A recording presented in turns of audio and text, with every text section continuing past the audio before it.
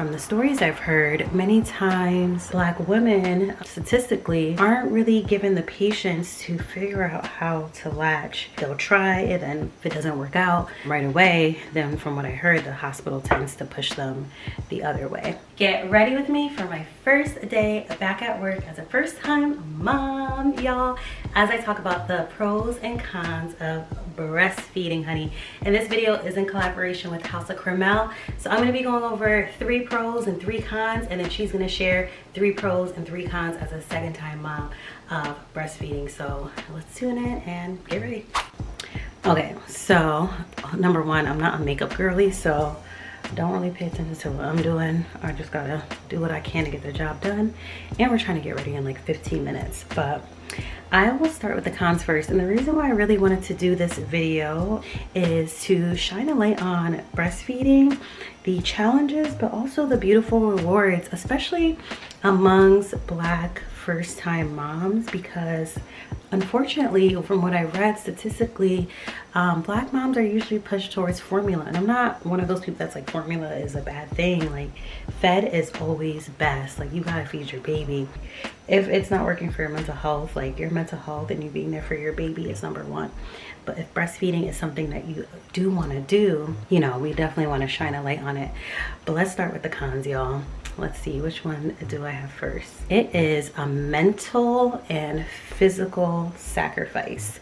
So mentally, I remember when I first gave birth to Emery, just being so exhausted and not being able to have someone else that I could be like, you know what, you feed her tonight, or you feed her these hours. Like, it was just me. And even though my husband is amazing and he was, you know, in the gutter with me, we couldn't really switch off as much as we thought we could, because every 2 hours I still had to be up to feed her, because we didn't really introduce the bottle for the first 3 weeks, even maybe like the first month, because we really wanted one thing at a time. We really wanted her to get used to being on the breast. Once we did start introducing the bottle here and there, at least the first time we introduced it, Charles wanted to give me a break overnight. So he said, you know, one of the feeds I'm gonna do the bottle. So when she woke up and she was crying, and you know, you're trying to get the bottle ready and such, like warm it up and all that, like it was so hard for me to like hear her crying and not want to just whip my boob out and feed her. So for me, it just became like, how does this help if I'm still hearing her cry and I'm not able to do anything? Like, I can't just like knock out listening to her cry. So I still ended up being up anyway. So for us, that wasn't the best way to help me. So it was mentally draining. And then it also becomes mentally draining when, you know, on social media, you see women who are oversuppliers being able to like give their baby so much milk and have like an abundance, and then you're barely just making it. So if you're someone who isn't an oversupplier, or just like struggling in general with just the time commitment, that could definitely be mentally draining, especially if you're not supplying, if it feels like you're not supplying enough, like you just start to question yourself. So yeah, mentally draining. And then it also becomes physically draining, because if I could show you guys what my breasts look like right now, my nipples precisely, I don't know if you could say nipples on YouTube, but if I could show you what that look like right now, it's basically chewed up. So physically, in terms of appearance, it's a sacrifice, but also like, it's just sometimes feels like my body isn't mine. Like, I constantly have to think like, okay, I can't have a drink tonight, or I can't wear this outfit because how am I gonna be able to seamlessly breastfeed? So it becomes physically draining in that sense of like, my body is shared. I am her source of food. So I have to think twice, 3 times, 4 times how I conduct myself in terms of like choosing to drink or not, what I wear or not, what else. And kind of back to not being sure baby's getting enough. If you are currently going through that, let me assure you, especially when your baby is really young, their stomach is only like this big. I'm in a breastfeeding group, and there's 2 lactation specialists in there, so I get a lot of information from there. And then I also have my own lactation specialist. So one thing that I learned was that there's this lactation network, something like that. I'll try to link it where your insurance could potentially pay for you to get 6 free sessions for lactation support. So that was a huge help with keeping me going and motivated, because in the beginning, one of the things I struggled with having big breasts, like finding a good position for feeding my child. And that's the other thing with it being physically draining. I was still healing, like my body was still healing, but I had to maneuver my body in certain ways in order to feed her. So when I should have really been, not should have, but when the average person who goes through giving birth or a major procedure, you know, would be resting and healing, you know, as a breastfeeding mom, I had to be like figuring out how to feed her and like twisting my body around, and a lot of times it was painful. So that's where it was also physically draining. But yeah, 1 second.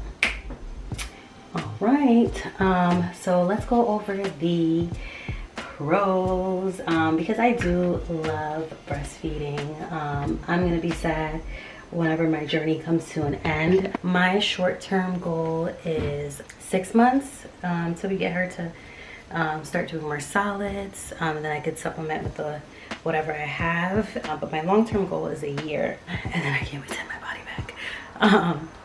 But I love it. I love the connection. I love, especially when she was little. I can't do it as much now that she's more observant, but when she was, she's still little, but when she was more of a newborn, show you guys the look. When she was more of a newborn, I 1 second, y'all, I'm trying to get ready and I'm running late per usual. All right, y'all, I defrosted some milk for my husband I was gonna try to put in a bottle and all that stuff for him, but I'm running late so he could do that. But some milk for him to give to the baby while I'm gone, because I try to pump at least once a day. Since I exclusively breastfeed and I've been home with the baby 24/7, I just do once a day so we can have like a little stash for date nights or for just in cases.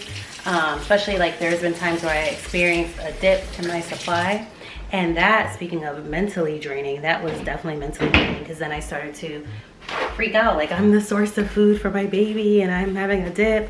The first dip I noticed, it was when I took Zyrtec, so I haven't really been taking allergy medicine. But then the other dip was when I started trying to, when Emery turned, I think 3 months, I was like, all right, let me start dieting.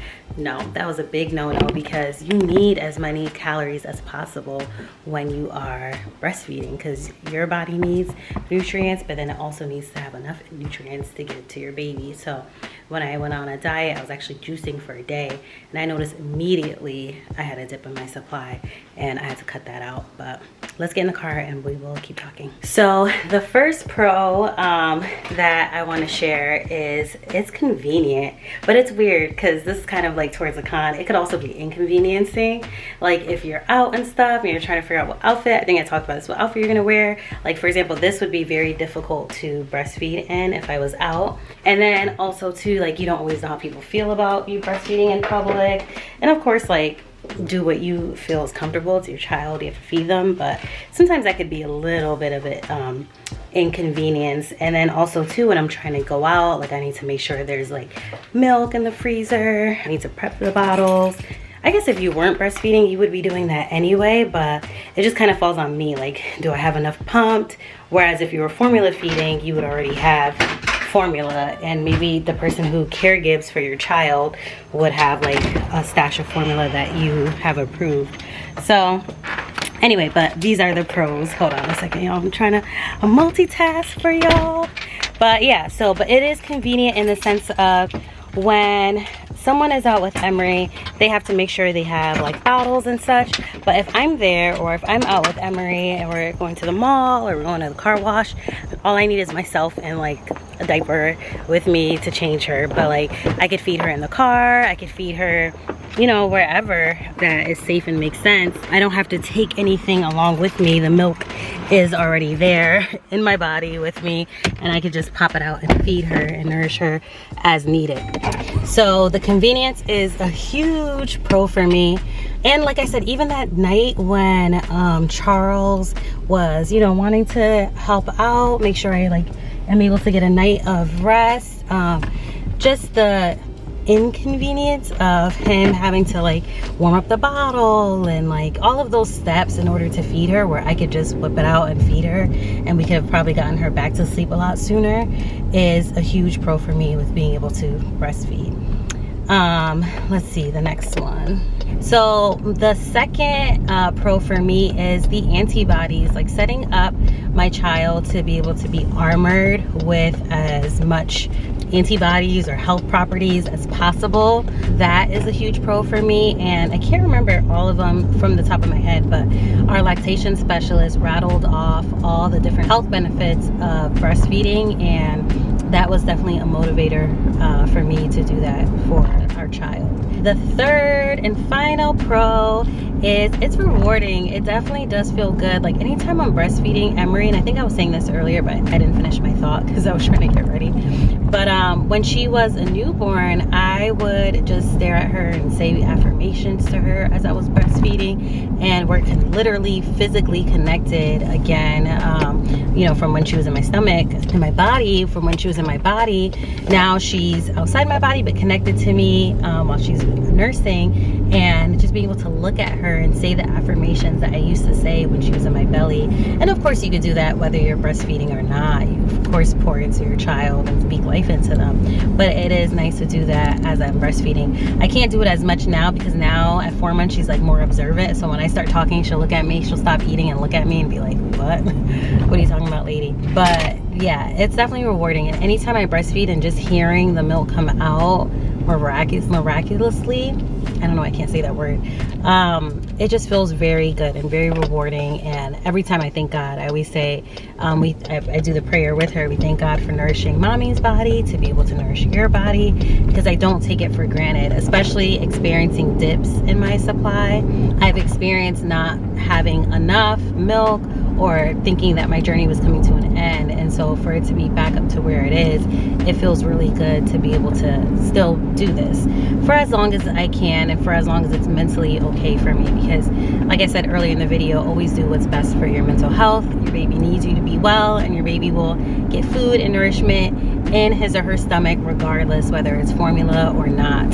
So this video definitely isn't to bash formula feeding. It is to highlight breastfeeding, the pros and the cons, and to just thank the Lord that I'm able to do that for our child. So if you like this video, definitely thumbs up, subscribe if you're new here, comment below if you're coming from House of Cramel's channel, and if you are one of my subscribers, definitely go and check out House of Cramel's channel and support her, and you'll be able to hear 3 other pros and 3 other cons from her perspective as a second-time mom. Thank you guys so much for watching, and I'll see you in the next video. Make sure you thumbs up and subscribe. Peace.